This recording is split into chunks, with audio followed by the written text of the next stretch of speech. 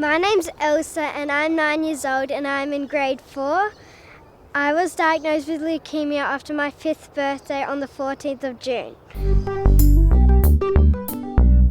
Elsa was always a shy, quiet little girl when she was tiny, but after her diagnosis she really changed her personality and she really came out of her shell, and now she's unstoppable. What I enjoy doing is playing with my Sylvanian families in my other room and playing with my bunny toys and playing outside.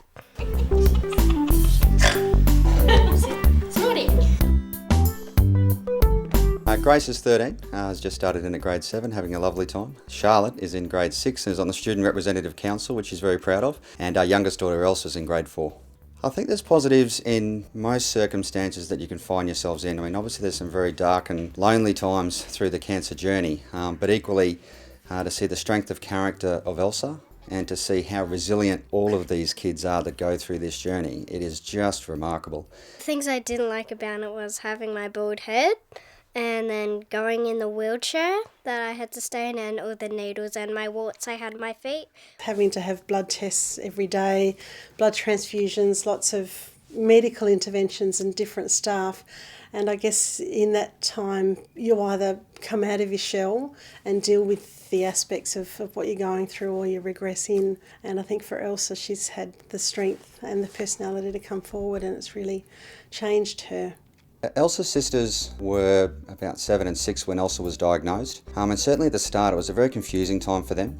They knew enough to understand that she was unwell, but it was difficult for them to understand the seriousness of what Elsa had been diagnosed with, and also the amount of time that was involved in getting better. Children aren't used to that length of time and the pressures over such a long period of time.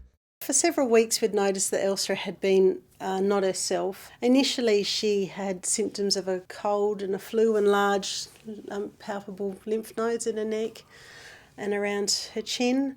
We took her to the general practitioner and he gave her a course of antibiotics, and after the week of antibiotics her cold symptoms got better, but her glands in her neck were still quite large, and we agreed that with the doctor that we thought she needed to have some blood tests done and see what was going on. And as it happens, when you've got a husband that's in the army, he was away on a trip up to Woomera, I think, that weekend.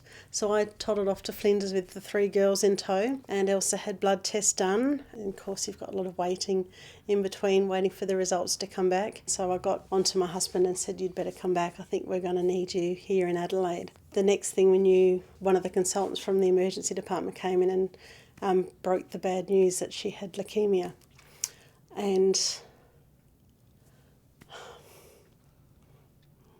the cancer journey has been a tough one. Cancer really does affect the entire family unit. At the start, you're just trying to keep up.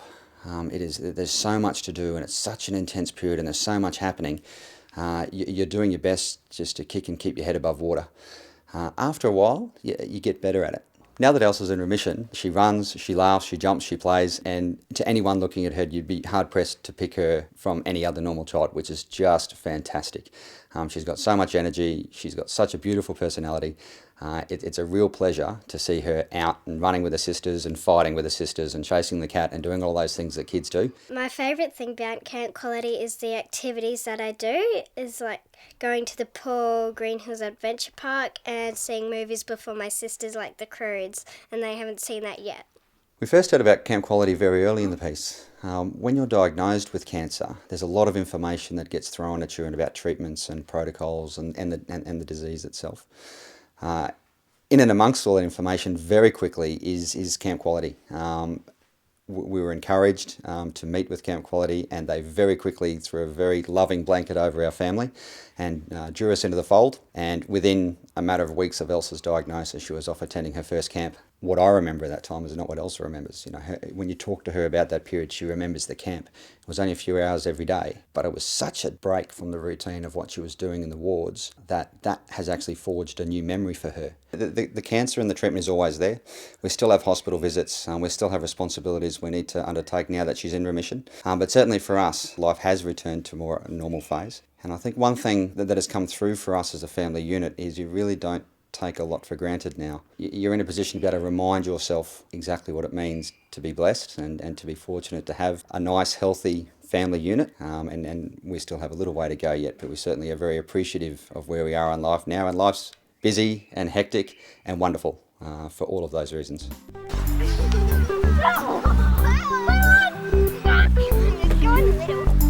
Goober.